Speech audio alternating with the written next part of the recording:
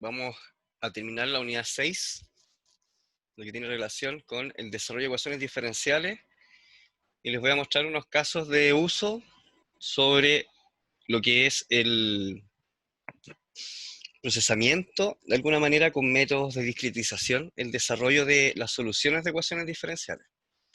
¿Ya? ¿Qué hemos visto hasta ahora? Bueno, todo lo relacionado con las ecuaciones diferenciales y las diferentes técnicas. Y la clase pasada vimos lo que era ecuaciones de recurrencia. ¿Ya? ¿Qué es lo que vamos a ver hoy día? Bueno, se relaciona un poco con el laboratorio que están terminando, pero ahora nos vamos a ir a trabajar sobre lo que es la discretización de ecuaciones diferenciales en más de una dimensión. ¿Sí? Ya. Entonces, en general, cuando se desarrolla una ecuación diferencial, nosotros tenemos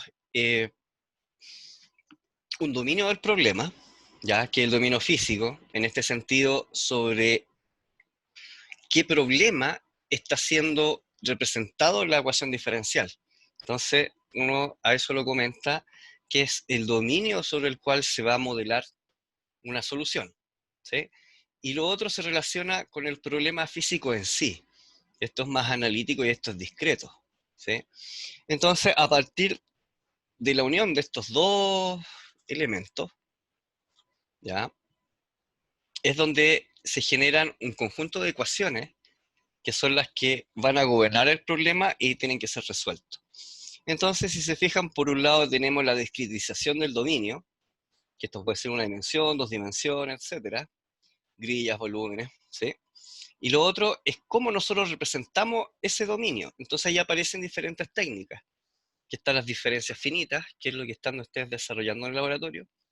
Hoy día vamos a comentar sobre lo que son los volúmenes finitos y los elementos finitos, y algunas condiciones de borde que permiten resolver estas ecuaciones.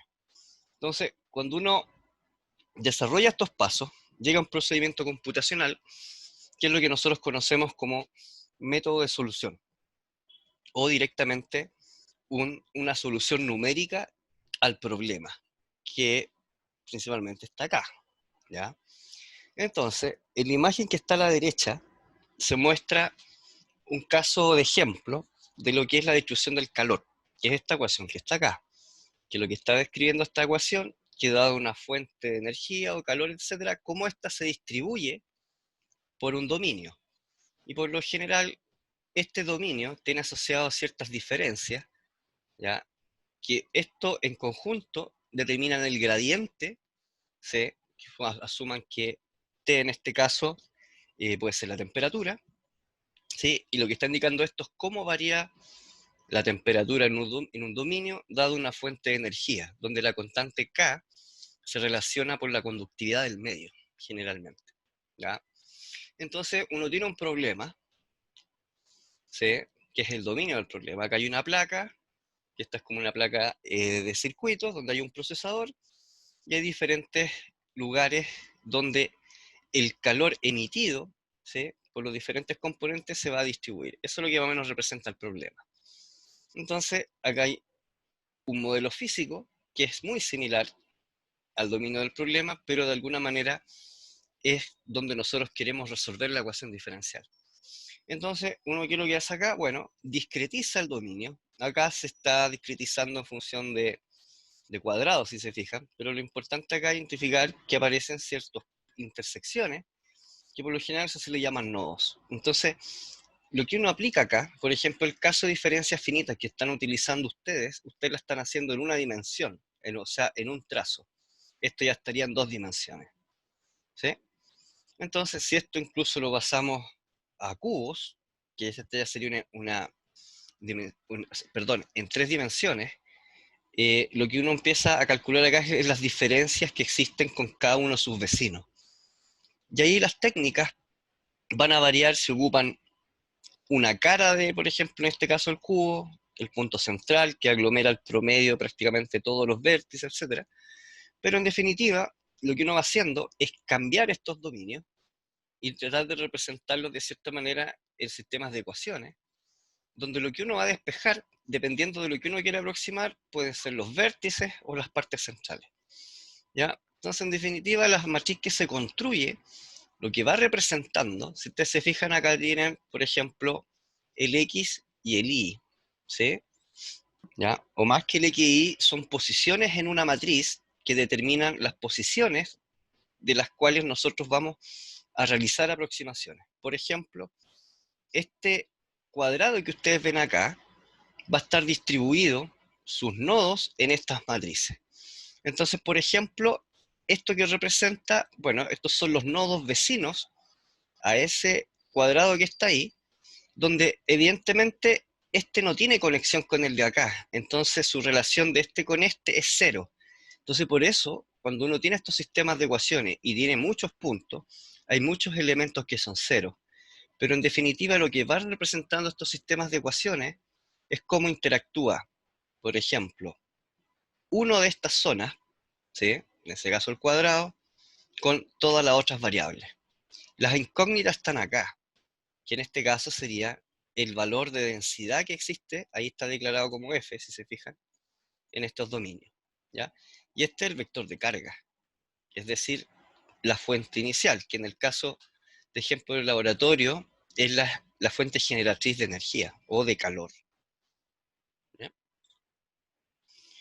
Bueno, acá se muestran dos ejemplos, algunos nomás, donde uno puede establecer que lo que uno quiere aproximar, por ejemplo, sea el promedio de la zona que nosotros estamos aproximando, o bien la aproximación de un nodo, centrado en un nodo, donde influyen las demás geometrías. Fíjense, esta geometría tiene triángulos y tiene cuadriláteros, ¿ya? Uno puede ir definiendo otros tipos de geometría. Y acá se ponen algunos ejemplos de que si uno trabaja en 3 dimensiones, podemos ocupar estas formas geométricas que están acá arriba, donde las más utilizadas por lo general son las basadas en triángulos. En este caso sería una pirámide, si se fijan. Y este sería el elemento que está en las caras. Entonces, acá se muestra otro ejemplo de cómo uno discretiza el dominio y qué es lo que empieza a aparecer acá. Empiezan a aparecer vectores. Entonces, cuando uno trabaja con volúmenes, por lo general, uno lo que calcula es cuál es la magnitud de cambio o las magnitudes físicas que existen en una superficie con un vector en esa dirección, ¿sí? Entonces, uno después puede tratar estos modelos como sistemas vectoriales, si me fijan, ¿ya? Ya. Yendo en más detalle, siguiendo con el ejemplo anterior, aquí uno tiene el dominio, la discretización, después se genera una malla. Si se fijan, aquí está una malla compuesta por puros triángulos, pero que son afectados por estas geometrías que están acá, que es donde van a haber posiblemente fuentes de calor. Entonces, si uno discretiza, siguiendo este ejemplo, el segundo, acá hay 3 esquemas para que noten las diferencias cuando, por ejemplo, uno lee un archivo o quiere procesar esta información. Uno tiene los vértices, ¿sí? Que ahí están numerados los vértices. Es un vértice, dos vértices, tres vértices, etc. Acá están las caras, que es hacia dónde están apuntando esas caras, y después las muestran con flechas, ¿sí? Y lo otro, los elementos, que el elemento es todo el conjunto, ¿ya? Si se fijan, por ejemplo, acá se pone el ejemplo del elemento 9, que es ese que está ahí. El elemento 9 va a estar compuesto por 4 caras, el 8, el 12, el 16 y el 11, que son los números que están acá, y los vértices, que son los que componen ese elemento. Entonces, por lo general, ustedes van a tener este tipo de conectividad y valores numéricos asociados, por ejemplo, al elemento 9. Evidentemente, cada elemento va a tener sus propias asociaciones. Entonces, ¿qué es lo que uno utiliza? Bueno, uno utiliza estos números para aproximar las diferencias que existen con sus vecinos, ¿ya? Ahí se muestra otro esquema de que si estamos aproximando, por ejemplo, el valor promedio de un elemento, ¿no? ¿Ya? Los vecinos son prácticamente todos los que están colindantes a esa geometría. Fíjense que no se consideran esto, ¿ya? ¿Por qué? Porque por lo general uno trabaja con las superficies que están en contacto, ¿sí? Que si esto es un cubo, va a tener contacto con este cubo que está acá. Ya. Siguiendo el ejemplo anterior, esto más o menos para que visualicen cómo se construyen las ecuaciones. Supongamos que este es el elemento que estamos analizando. Tiene tres vecinos, el 1, el 2 y el 3. Pero nosotros queremos calcular cómo es la variación o las magnitudes en esto que está acá. Entonces, este lo vamos a nombrar, ¿sí?, como una aproximación que podríamos decir C, ¿ya? Centro. Entonces, esto va a estar compuesto por la suma de todos sus vecinos, si se fijan, por ciertos coeficientes. Esta T son las diferencias y estos son los coeficientes que uno está buscando para representar el aporte que tienen los vecinos en esa zona.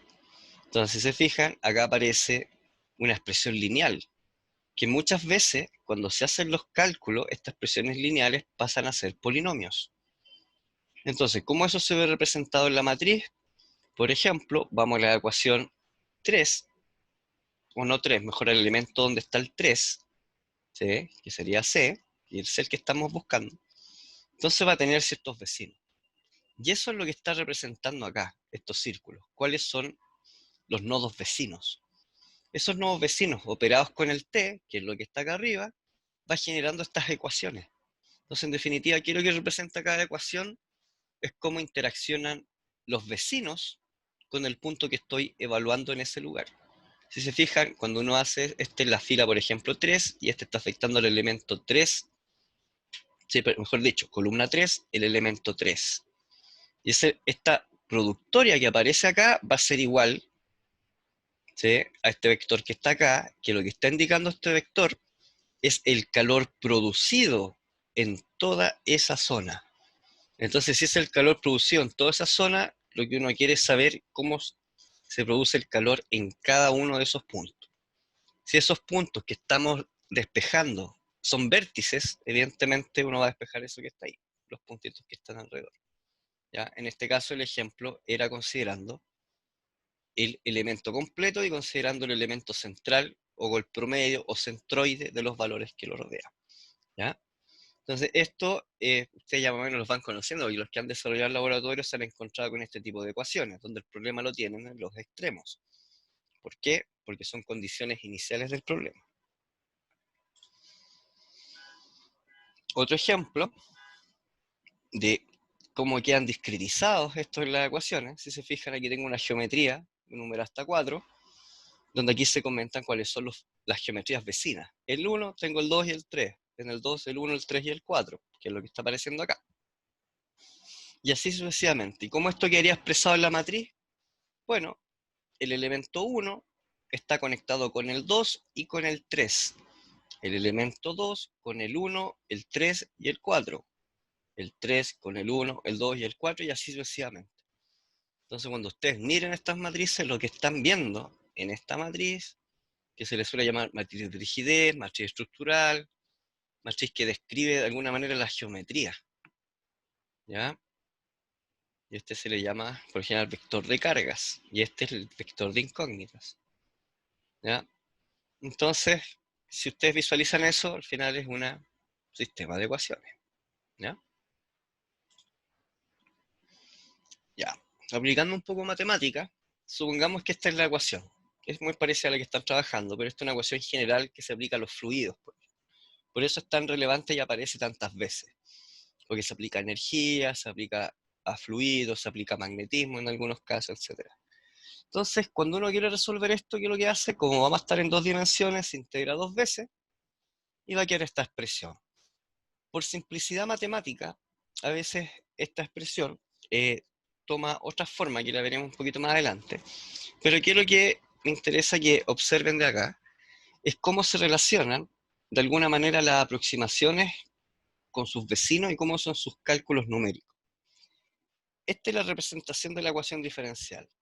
Estos elementos que están acá son más directamente cómo uno va calculando esas diferencias. Fíjense que acá hay una primera derivada, que es lo que está acá adentro, ¿sí? Si después se lo vuelve a derivar, va a ser una segunda derivada, evidentemente. Pero al desarrollar, y por ejemplo acá se cambia el S, que uno cambia esta integral, creo que la tengo más adelante para que... Vamos a volverlo, ¿ya? El S acá va indicando cómo es el comportamiento en una cara específica. Por ejemplo, en F1, esta hacia allá. ¿Sí? Entonces, esto que está aquí se ejemplifica en la segunda parte de la ecuación, donde aparece esta otra diferencia. Entonces, si uno mira los desarrollos, aparecen diferentes nomenclaturas. Una están las diferencias en Y, las diferencias en X, y esto que aparece acá es una diferencia de X, pero en razón de las superficies que estamos evaluando. Es como de aquí hacia acá, ¿cierto? Cuando evaluamos directamente este número, es de este punto a este punto. Cuando uno evalúa a los vecinos, está evaluando estas zonas. Y ahí están los vectores. ¿Sí? Entonces mira las nomenclaturas que están acá abajo. Por ejemplo, en este caso, ¿qué es lo que es C? Bueno, es la coordenada del centro del elemento C. Acá. ¿Y cuál está haciendo la diferencia?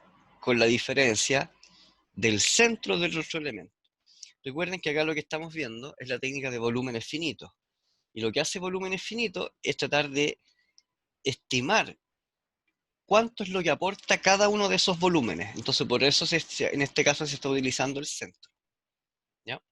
Entonces, estas nomenclaturas que aparecen acá ya a ustedes les son familiares. Donde, por ejemplo, la variación del F sub I es al final el área, ¿sí?, de una superficie. El S es el vector que está en la superficie, ¿cierto?, que está apuntando hacia afuera del elemento C. ¿Por qué? Porque estoy asumiendo que este está emitiendo una energía que se transmite hacia sus vecinos. ¿Sí? Cuando pasa eso, lo que uno está midiendo es convección, por si acaso. Si uno mide difusión, es lo que viene entrando y cómo llegó. ¿Ya? Si yo el modelo lo evalúo hacia afuera, es más o menos, es decir, la energía que estoy expulsando.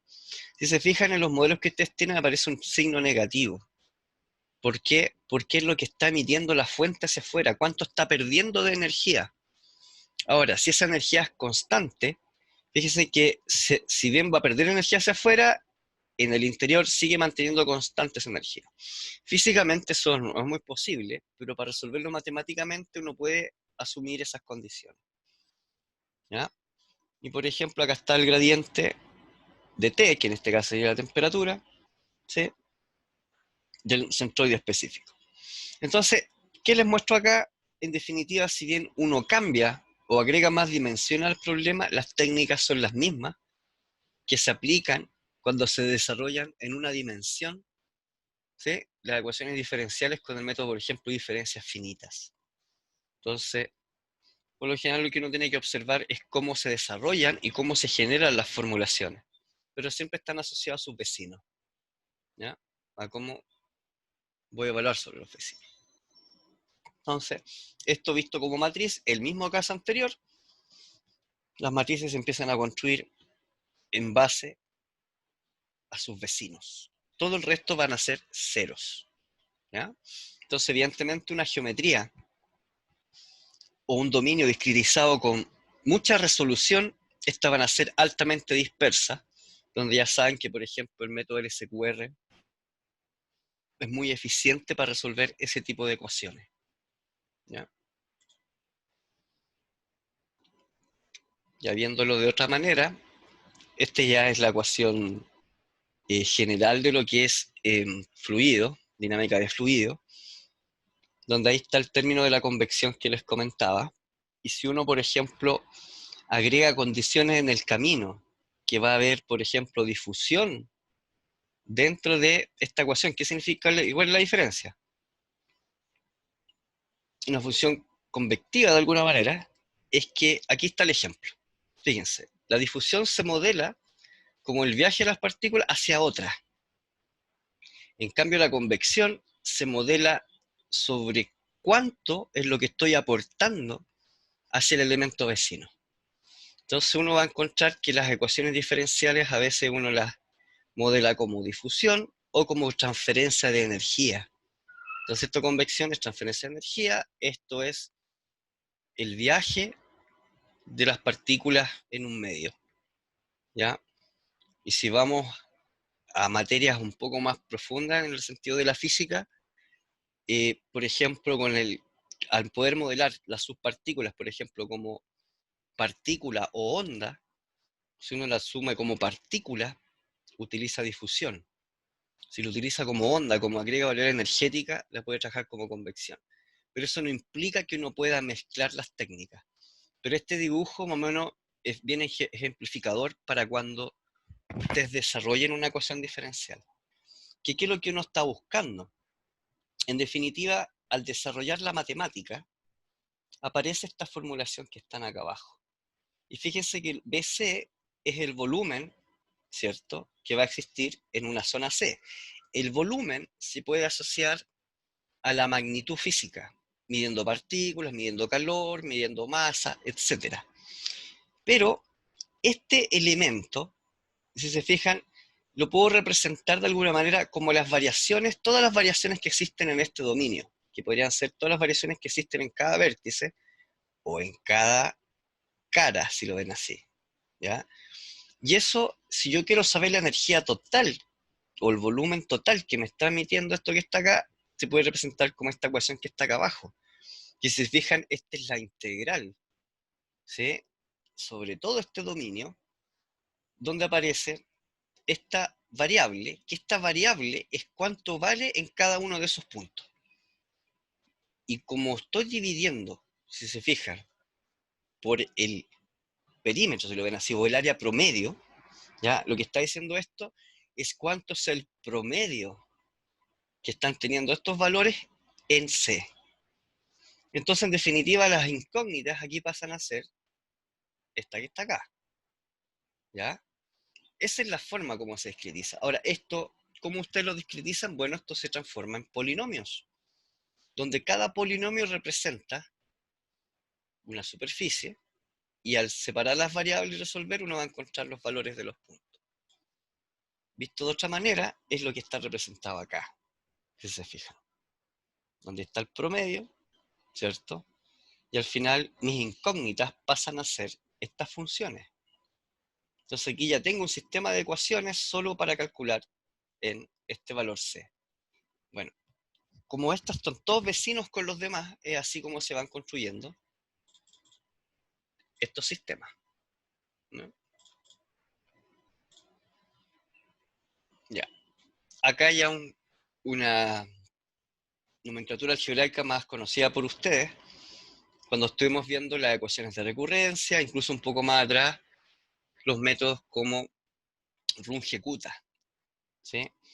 Donde al final, ¿qué es lo que hicimos? Representamos todo el dominio, donde cada uno de estos elementos, ¿sí?, fíjense la conectividad, de F1 a F6, F1 a F6, su valor va a ser proporcional a toda la suma de sus valores con sus vectores S-ésimos, son vectores, los S, ¿ya?, multiplicado por sus valores locales.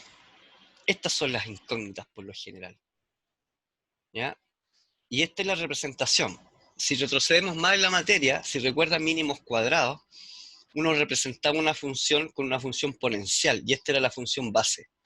Acá es algo muy similar, pero en vez de una función base como una exponencial, uno ocupa la función base que describe al elemento, ¿ya?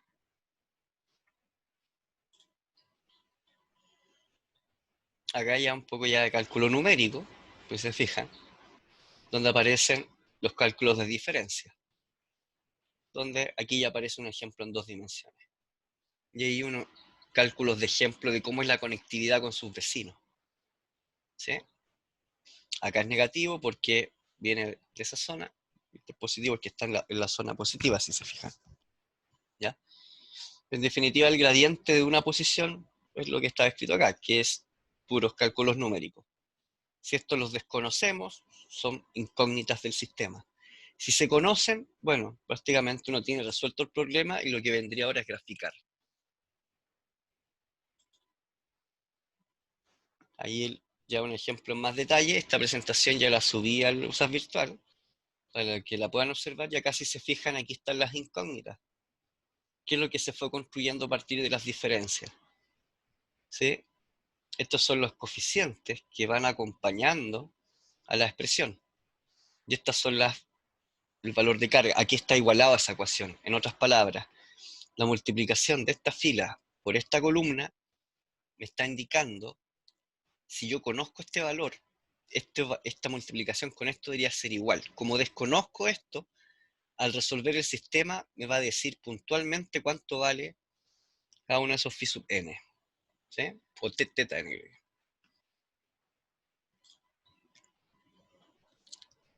¿Ya? Esto es más que nada para que vean las diferencias de lo que uno está aproximando. Lo primero es un índice local, ¿sí? Para saber dónde están ubicadas las matrices, o sea, los elementos de la matriz.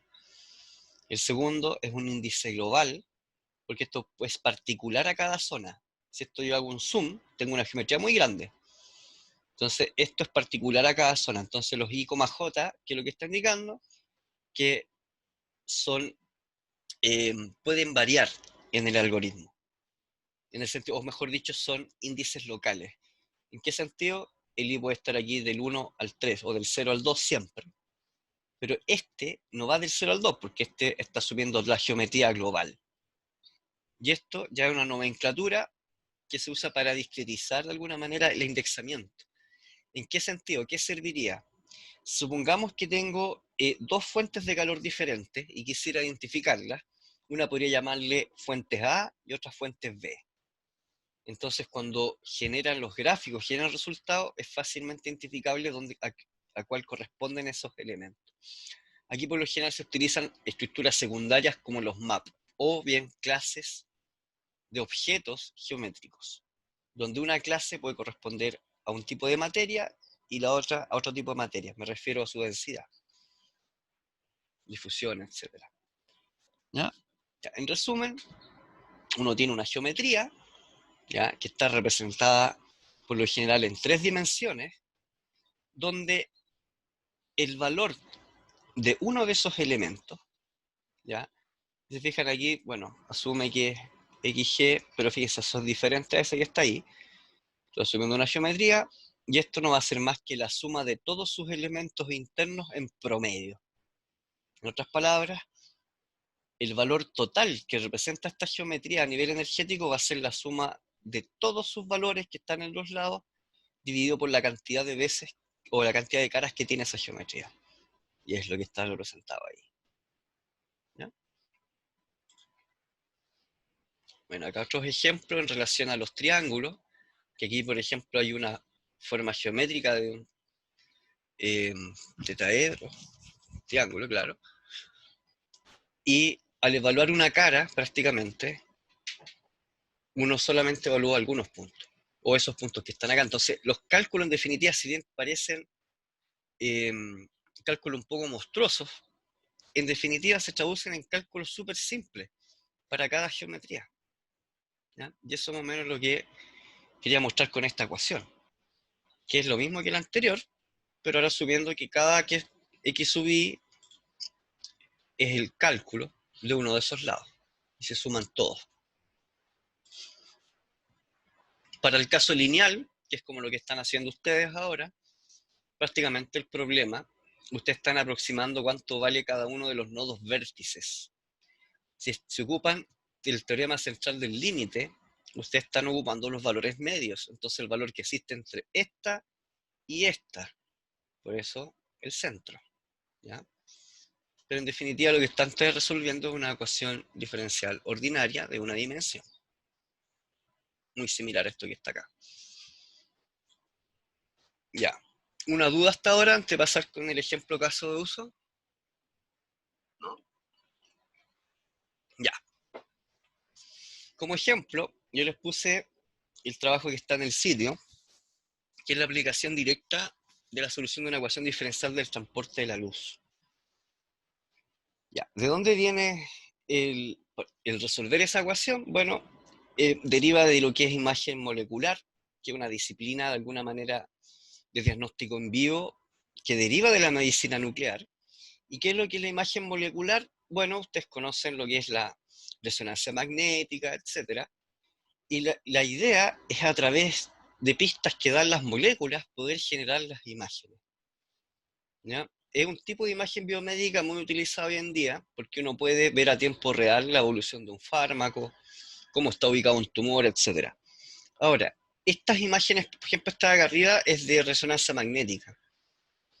Esta pierde valor si yo no puedo interpretar bien lo que estoy observando. Entonces, por lo general, ¿cuál es la tendencia? En mezclar con otras imágenes, por ejemplo, esta otra imagen, en donde posiblemente se inyectó al paciente un líquido y se quería observar las densidades internas de esos líquidos o cómo este líquido reacciona frente, no sé, a un tumor, ese tipo de cosas.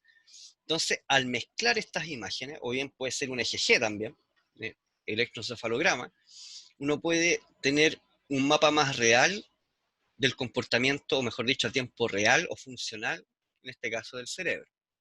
¿Ya? Y la idea es, de la imagen molecular, tratar de aportar con imágenes no invasivos. ¿Qué quiere decir no invasivo? Que yo no tenga que extraer células o de alguna manera interferir del tejido humano. Eso es lo que uno dice que es invasivo o que causa daño. ¿Ya? Bueno, para que te hagan una idea, quiero que la imagen molecular en sí, bueno, uno cambia o puede cambiar genéticamente las células o bien con tratamientos químicos, que es lo usual que se venía haciendo hace 30 años, tal vez incluso más.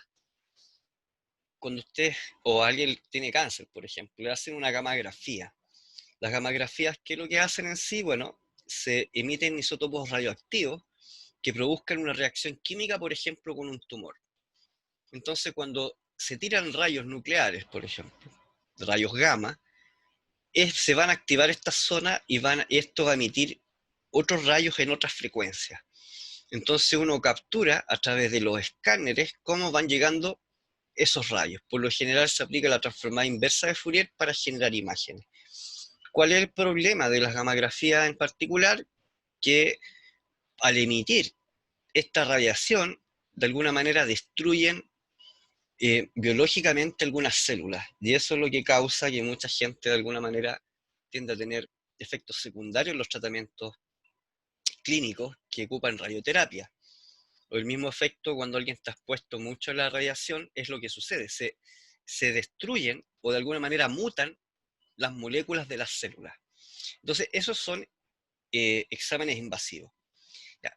Entonces, otra técnica, en vez de utilizar rayos de alta frecuencia o emisiones gamma de alta frecuencia, utilizar otras que no son invasivas, que no rompen las células, como la luz. La luz es una radiación. Entonces aquí el, la técnica es, claro, cambiar genéticamente a un tumor, pero producir de cierta manera lo que hacen las luciérnagas o las medusas, que es emitir luz. Entonces, la luz no es dañina para el cuerpo humano y a su vez también presenta una efectividad mayor al comparar con un rayo gamma, porque el rayo gamma, de cierta manera, acá hay dos imágenes, aquí tiene un rayo gamma y esto es bioluminiscencia. El rayo gamma va a generar esta imagen y esta imagen tienen que interpretarla los médicos. Mientras el médico más especialista, más conoce del fenómeno. Pero eso implica que hay menor cobertura para los pacientes porque no siempre se dispone de ese médico. Esta imagen que está acá es el mismo ratón, ya que tiene un tumor, pero aquí detectado con bioluminiscencia.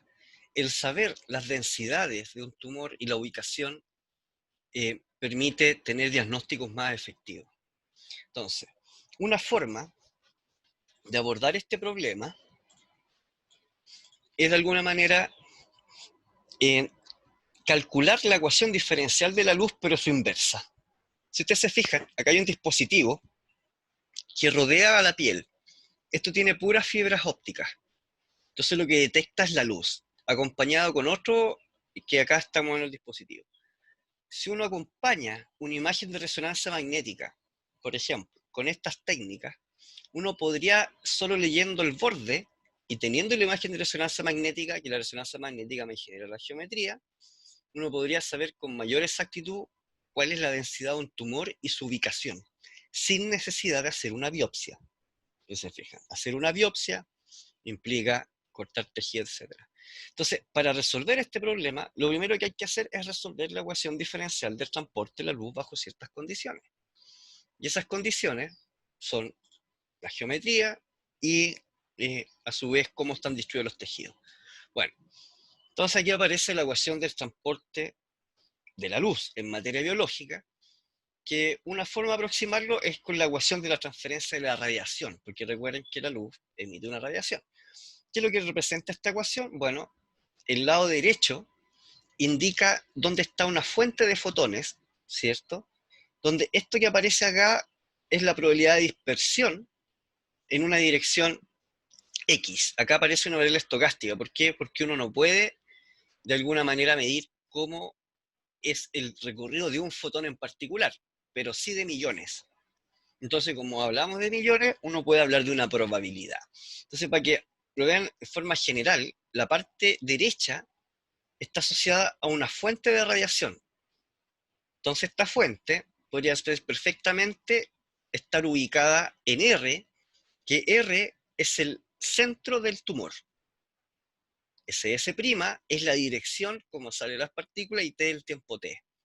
Entonces, esto va a estar distribuido, fíjense, por una superficie, que es la que se describe acá, donde cada uno de estos elementos son los fotones en cada posición. Fíjense, posición en la geometría, posiciones en la fuente, ¿sí? Y esto está asociado a ciertas variables. El U sub S es el scattering, es cómo rebotan las partículas. El A es cómo es absorbida. El S es cómo varían las partículas en la geometría. Y esto que está acá es la constante asociada a la velocidad de la luz. Ya. Esta no puede ser resuelta de forma directa, entonces tienen que aplicarse algunos métodos.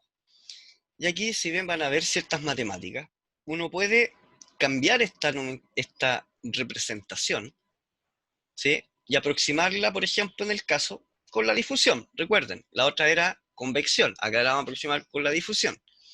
Y esta ecuación de acá arriba se transforma en esta que está acá abajo, donde da una fuente de energía, esta se distribuye en una superficie donde tiene condiciones de absorción. Fíjense, acá implícitamente está la dispersión. Por la geometría, la dispersión está asociada al valor K, que es cómo se va a distribuir en la materia. Y acá en relación al tiempo. Ya. Bueno, al empezar a resolver, empieza ya a aparecer la nomenclatura que vimos en la slide anterior y que hemos visto ya en otras clases, que lo que uno quiere hacer acá, bueno, es resolver la ecuación, uno va a integrar, y fíjense que al integrar se agrega esta función que está acá. Esta función que está acá no es más que la geometría o cómo vamos a ir representando la geometría, las funciones base. Funciones base, recuerden, mínimos cuadrados y otras técnicas. Entonces, bueno, y acá está la constante de dispersión, pero saltando estas constantes y tomando atención en esa ecuación, al desarrollarla, si se fijan, prácticamente los dominios toman la misma forma que yo les había comentado cuando vimos el caso del triángulo, o los paralelogramos, los tetaedros, etcétera, ¿ya? Donde lo que queremos hacer que la energía en un punto va a ser aproximadamente igual al aporte de la energía de todos los puntos que componen a esa geometría. Entonces, si eso lo reemplazamos, la sumatoria, en nuestras ecuaciones diferenciales, que eran las integrales, por ejemplo anterior, se hace el mismo procedimiento parecido a las ecuaciones de recurrencia, donde sacábamos las sumatorias, y al final, ¿eso en qué se traduce? En un sistema de ecuaciones, donde esta es la general, que incluye tiempo, pero perfectamente uno podría sacarle la variable tiempo si quiero saber el estado final. Pero fíjense lo que va pasando acá en la parte izquierda. Al hacer esa discretización, encontramos los elementos de las matrices, porque estos son puros valores numéricos, ya los tenemos. Aquí no están las incógnitas, la incógnita está afuera. Si se fijan, estos son puros valores numéricos. Entonces con esto llenamos las matrices y vamos a tener nuestro sistema de ecuaciones. Nosotros no hemos visto técnicas para procesar en el tiempo, solo hemos visto en dominio discreto, ¿ya? Entonces, si ustedes miran acá esta imagen, lo que uno está haciendo en definitiva es dado un dominio que va a estar compuesto por diferentes elementos, donde cada elemento va a tener asociado su propio cálculo local de energía o de variación, etc. Entonces, ¿Dónde está el trabajo? Bueno, la parte analítica, que después pasa una discreta de modelar, y después hacer bien estos cálculos que son con los cuales se van a construir las matrices. Se fijan, ahí se separaron y aquí se construyeron. Entonces, acá se van viendo diferentes tipos de ecuaciones dependiendo de cómo uno quiere abordar el problema. Si, como este tiene asociado el tiempo, se le llama no estable, ¿por qué? Porque tiene asociado una derivada temporal. Entonces hay que profundizar en el desarrollo, no, no es que sea estable, no estable directamente, sino que hay un cálculo temporal, que por lo general estos son 10 pasos, pues más burdo, pero más o menos es así, 10 pasos asociados a un paso de la ecuación. O sea, si en espacio tengo un tiempo, en tiempo tengo 10 pasos por un tiempo. ¿Sí? Son algunas técnicas. Entonces, supongamos que el estado estable, es decir, que no hay variación de tiempo, no varía la energía en el tiempo, uno puede sacar esto de la ecuación y quedarse con esto. ¿Sí? Ya. Y acá otra nomenclatura en función si variaba un poco las condiciones de borde, pero esto es lo que me interesa que observen, que al final se transforma en una matriz. Ya. El ejemplo caso de uso, bueno, se tiene un cerebro, el dominio, esto se hizo con MATLAB, ahí está la grilla, cada una de esas zonas tiene diferentes densidades, que es lo que va a afectar el desarrollo de la ecuación, y en definitiva, ahí están las soluciones numéricas, que esto fue lo que ustedes trabajaron en el laboratorio 1, cuando resolvieron los sistemas de ecuación. ¿Ya? Entonces, ¿qué es lo que mostraba acá? Ahí no se nota mucho, pero supone que hay diferentes grados de dispersión y absorción. Entonces, esto es solo un corte del cerebro, un corte. ¿Ya? Donde si uno quiere obtener, por ejemplo, mayor resolución, no es necesario volver a hacer una,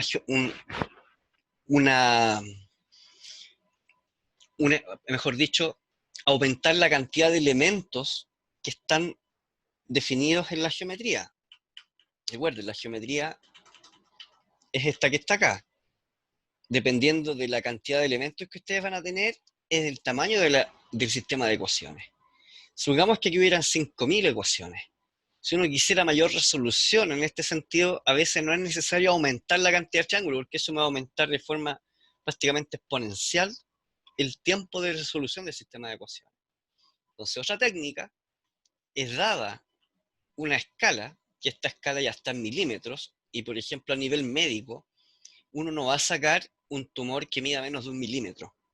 Entonces, en ese sentido, las escalas de milímetros, fíjense, ahí está 1 centímetro, o sea, ¿cierto? 0,6 centímetros, acá hay 6 milímetros. Si quiero esas escalas, a una escala mayor de elementos finitos, uno puede ocupar otras técnicas para aproximar cuánto vale cada uno de esos puntos. Fíjense, esta es la aproximación con elementos finitos y esto con una grilla. Esto es una grilla cuadrada, acá están los triángulos. Entonces, una forma es dado una primera aproximación con elementos finitos, después sobreponer una grilla y ver cuánto valen esos cálculos. Como el valor total es el promedio de todos sus vértices, evidentemente los valores van a ser proporcionales hacia donde están más cercanos dentro de ese triángulo. Entonces, lo que uno puede hacer es dividir los dominios y buscar los triángulos que los contienen, y con cálculos simples uno poder obtener cuál es el valor de un punto. ¿En qué sentido? Que uno tiró la grilla y lo que uno tiene que buscar a qué triángulo pertenece un punto específico.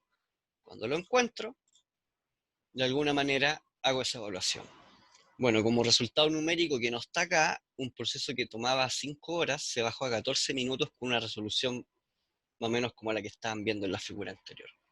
En vez de resolver el sistema de ecuaciones que tomaba 4 horas, mejor resolverlo en unos cuantos minutos y hacer la aproximación general. Bueno, y por último, cuando uno evalúa un método numérico, tiene que comprobar sus resultados. Uno no puede evaluar con otro método numérico, o podría hacerlo si es que no tengo mayor información. Uno por lo general contrasta con otro método que por lo general se relaciona con la estadística y las probabilidades. ¿Ya? En este caso se comparó la técnica de elementos finitos con la técnica de Monte Carlo, que la técnica de Monte Carlo se relaciona con las probabilidades y las estocásticas. A diferencia del elemento finito, que uno calculaba cada uno de los vértices, el método Monte Carlo simula el viaje de cada una de estas partículas. Es decir, si tengo 1.000.000 de fotones en el centro, uno calcula la probabilidad de recorrido que va a tener esa partícula 1.000.000 de veces. ¿Dónde está la estocástica? Que la probabilidad de dónde va a partir un fotón no puede ser la misma para todos los casos. Entonces, la estocástica se relaciona con una probabilidad física del problema, o más asociado a la física del problema. Entonces, cuando uno habla de modelos estocásticos y probabilistas, lo que uno está incluyendo en el modelo es una variable que a veces uno no desconoce, o sea, que uno no conoce al 100%. Por ejemplo, estocástica se utiliza mucho en física cuántica. ¿Por qué? Porque uno no sabe, de alguna manera, hacia dónde va a estar la partícula, o la subpartícula, que se habla de saltos cuánticos que aparece de un lugar a otro, etcétera, pero no es que aparezca directamente de un lugar a otro, se tiene una probabilidad de que esta partícula va a dar un salto y va a aparecer en otro lugar del mismo espacio. Entonces, se le llama cuántico porque no existe una medida continua que me pueda determinar dónde va a caer la partícula, sino que hay un salto random que está asociado, por ejemplo, a toda la estructura, etcétera. Entonces, método Monte Carlo, ¿dónde se ocupó inicialmente? Bueno, Proyecto Manhattan, para de alguna manera estimar la potencia de las bombas de hidrógeno por los años 60. Se equivocaron como en 10 kilómetros. Por eso hay una película donde sale el viento, la radiación que afecta a las personas, murieron mucha gente de cáncer ahí, porque se equivocaron en las magnitudes que en sus simulaciones tenía el método Monte Carlo. Pero el método Monte Carlo es bastante fiable en ese sentido porque se acerca mucho al modelo analítico. Entonces estas gráficas los que muestran los diferentes casos donde el FER aproxima a Monte Carlo. Entonces uno podría decir que en estos dos casos uno tiene plena seguridad de que el modelo está funcionando más o menos bien. Acá hay ciertas dudas, ¿ya? Pero siempre en los modelos lo que importa son los máximos y los mínimos. O sea, no es que importe menos los demás, pero si los máximos y los mínimos están dentro de las magnitudes del modelo, esta parte de acá es el ajuste que uno tiene que realizar. ¿Sí? ¿Y por qué? Porque el cálculo integral va a entregar el área total. Entonces, siempre evaluando integrales, el área, esas son las que tienen que aproximar primero. Bueno, la próxima clase sería lo que son los métodos estocásticos probabilísticos, donde vamos a partir con Monte Carlo. ¿Ya? Bueno, no sé. Esa sería la clase de hoy, así que si hay consultas, ahora es el momento.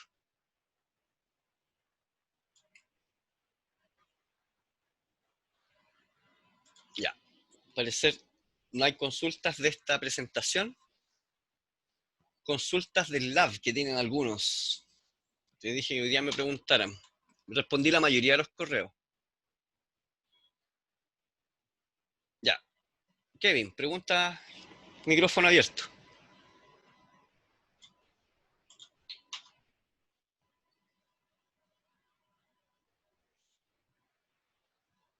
Kevin está preguntando por el chat. ¿Aló, Pregunta, aló? ¿Se sí, escucha? sí, pregunta Ya. nomás. Eh, que tenía un problema con el tema de la gráfica, que ¿Ya?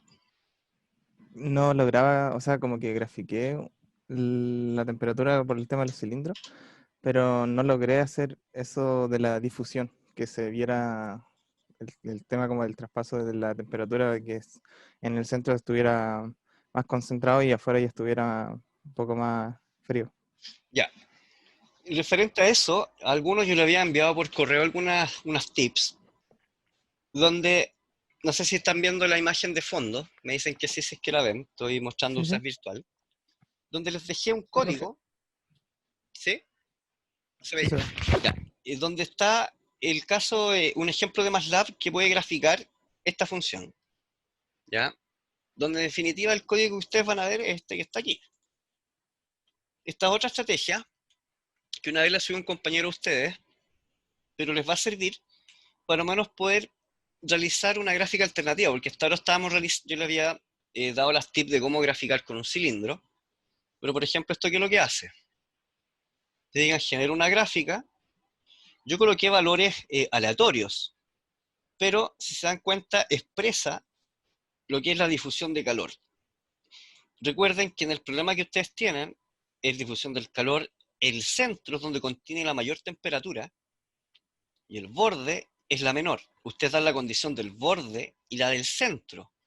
La del centro es implícita cuando hacen los cálculos y hacen las derivaciones, que ahí les va a aparecer una razón de proporción que está relacionada con el valor menos 2. ¿Ya? Entonces, si analizamos este código, porque ya está disponible, recuerden, está en la sección tip laboratorio, ahí les dejé el código, este mismo código.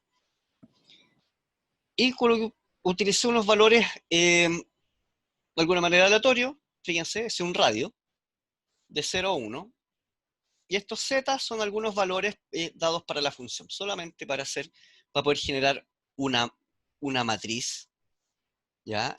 Que si uno hace clic sobre eso, lo que está generando eso es una matriz que en este caso tiene valores, si se fijan, constantes de cambio. ¿En qué sentido?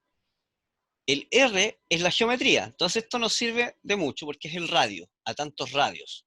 Radio 2, radio 4, etc. Lo que interesa es el Z,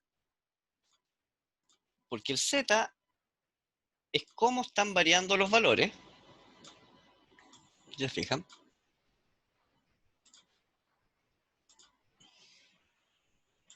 Que esa gráfica que está ahí. Aquí estamos asumiendo una función lineal, que la temperatura parte en 1 y después llega a 0. ¿Ya? Entonces, usted ocupando esta malla, y aquí yo les cambié las variables para que ustedes hagan otro ejercicio, asumí que la temperatura era R, que era proporcional al radio, si se fijan. Eso es lo que está saliendo acá. Y la temperatura va a ser ya 5, eso es el número que lo inventamos. Por eso dice fake, temperatura fake, solamente para allá. Entonces, si es lineal, fíjense que aquí lo que está viendo, está habiendo una disminución lineal de la temperatura a medida que el radio aumenta. ¿Ya? Entonces, si uno hace clic ahí, tiene eso que está ahí. Ya, fíjense el detalle de la imagen. Ya, supongamos que esto le agregamos un poco más de realidad. Y asumamos de que esto va a ir bajando exponencialmente. ¿Te dejan? Hay una exponencial, ese número debería ser cada vez más grande, ¿cierto? Entonces, eso implica que tengo mucha mayor energía al centro. Si lo comparan con el gráfico anterior, era poca la difusión. Entonces, evidentemente, si lo hago al revés, si digo, ya, yo quiero que hacia el borde me vaya aumentando la temperatura, es 1 partido por el exponencial para que este número sea más grande, perdón, como divido todos los términos, punto. Ya mi problema está planteado al revés. Ya, recuerden, ustedes hacen al revés de esta situación. Acá estoy diciendo como que el calor máximo está en el borde. Entonces, una ecuación correcta sería por ahí. Entonces, ¿dónde ustedes tendrían que reemplazar los valores? Bueno, esta es la parte de la temperatura que ustedes están resolviendo con la ecuación diferencial. Ustedes dirán colocar directamente los valores del vector temperaturas acá. Al hacer eso, se va generando esa geometría. Ahora, ¿por qué tiene un corte? Para poder expresar un poco el problema. Entonces, esta primera parte, si se fijan, dice pi, rueda 180, bla, bla, bla, y esto es el trocito que no queda en 2pi, sino el trocito que le estoy sacando. Entonces, estas funciones que están acá no son más que para empezar a verificar por trozos la imagen. Yo voy a graficar solamente estas primeras, que quiero que grafique una de las capas, si se fijan. Capa inferior, capa superior. Si agregamos la cuarta, espérense, que ahí no se ve todavía porque estamos preparando la otra. Esperen, cuarta, superficie, ya esto.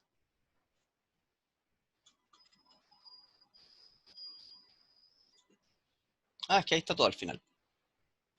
Porque las otras son las capas. Ya. Para que puedan, no sé si ahí más o menos ya se resuelve lo que se estaba viendo en el lab. Entonces con este código tienen que agruparlo lo suyo. Y para que entiendan qué es lo que hace cada una parte, yo aconsejo hacer lo siguiente. Miren, voy a pegar así, para que veamos, estos son efectos para que se vea más transparente. Pero al hacer esto, ustedes se van a ir dando cuenta de las diferencias. ¿Qué es lo que está graficando cada una de esas cosas que están ahí? Espérense. Tiene que ser...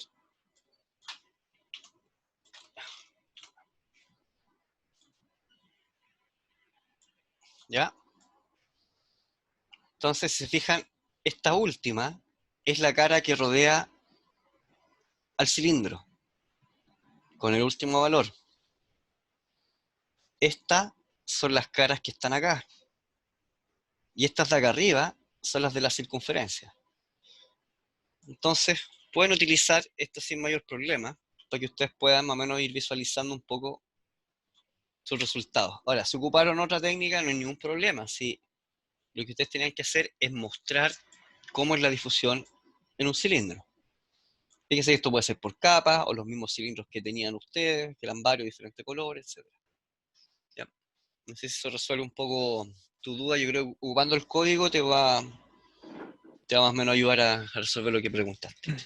Gracias, profe. No había cachado lo del Sí, no, sí, pulsar virtual. lo subí hace poquito. Se lo iba a Ya. mostrar ahora en clase, así que... Ya. Gracias, profe. ¿Alguien más? ¿Alguna duda? Las demás las resuelto por correo y mañana... Ah, no, hoy día es 7, hoy día tienen que entregar el lab.